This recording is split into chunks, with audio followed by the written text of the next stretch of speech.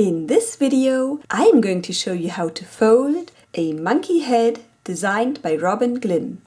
I'll use a square sheet of paper with a side length of 15 centimeters or 6 inches, and the monkey's head will then have a width of 7 centimeters or 2 3/4 of an inch, and a height of 6.75 centimeters or 2 5/8 of an inch. It is just slightly three-dimensional, especially in the ears, with a depth of about 1.25 centimeters or half an inch. So let's get started. For a monkey with a dark fur and lighter skin, we're going to start with the dark side up and crease the diagonals by bringing point to point. Unfold, rotate, and repeat. Then bring the bottom corner to the central intersection. Flip over, and now bring this folded edge to the central crease line. And to get nice accuracy, align this edge onto itself. And repeat on the other side. Now take this folded edge and align it with this color change area. Unfold and repeat on the other side. Now we will inside reverse fold along these crease lines we just created. So I'm going to open this up slightly and then push in along the crease line, and in the front we need to make that valley fold into a mountain fold, so that the paper goes inside like this. Then we want to inside reverse fold this section too, but this crease line is not here yet, so let's just fold it through both layers, unfold, and then again push the paper inside along the existing crease lines, like this. Repeat on this side.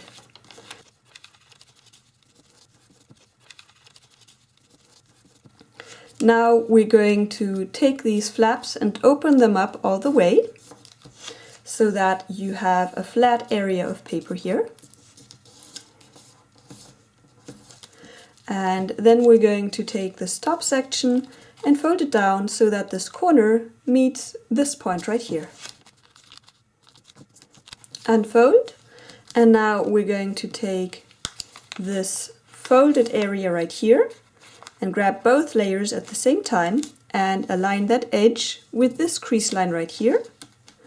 And we're going to make a fold so that the model will not lie flat.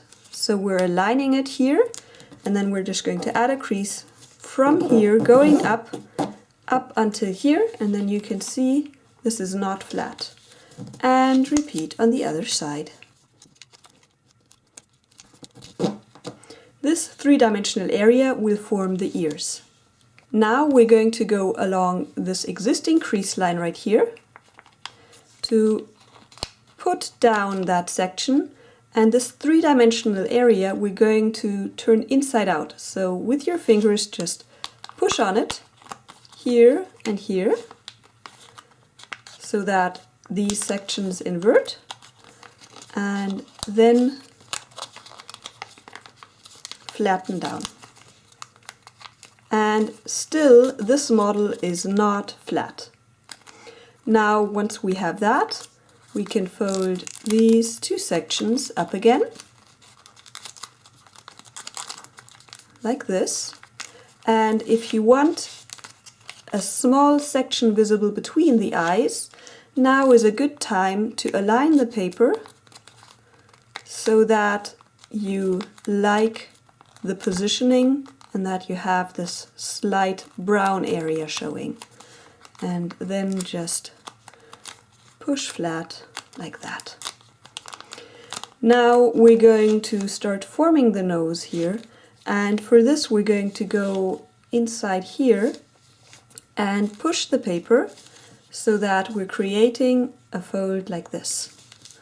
And you can do this up to taste. Don't fold too much, but you will want to have this go up to that point right here, perhaps this much. And then you just match the other side, and this is shaping, so it's really up to taste. I do like to make these relatively symmetrical, which is not too hard if you just check that these sections are about the same length. Like that. And then we're going to take this section and we're going to fold it up so that this corner right here lies on that crease line that you can see. You might want to turn it around if you're unsure where exactly that is. And this is just as a reference. You could of course use other distances too. Then we're going to take this section and fold it up so that we're connecting these 2 points.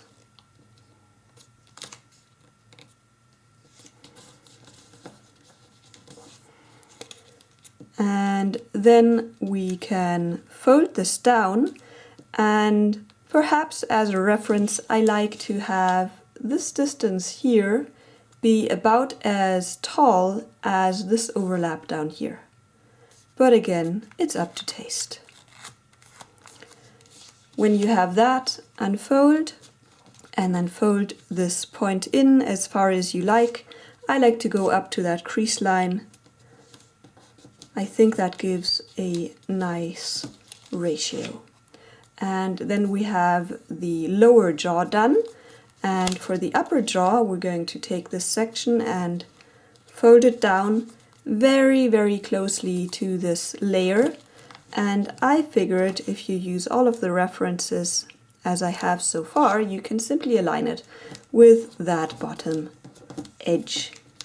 And then you fold it back up again so that this mouth is just very slightly opened. There are many layers here, so do use your thumbnail to make a strong crease. To lock these layers together, we're now going to add a crease, a mountain fold between this point right here and that one right there. It's a very small fold, but it does help that the 2 jaws are interlocked. And the same on the other side.